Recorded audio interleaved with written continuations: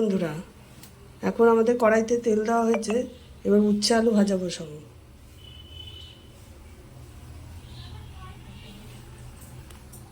তেলটা গরম হয়ে গেছে, এবার আমি আস্তে আস্তে এই উচ্ছে আলুটা দিয়ে দেবো।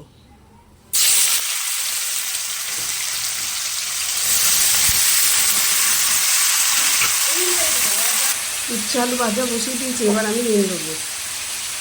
1 চামচ নুন দিলাম, 1 চামচ হলুদ দিলাম।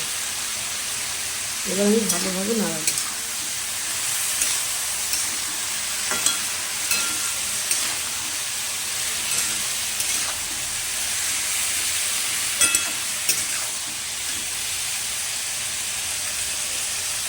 এবার আমি ঢাকা দিয়ে দেবো।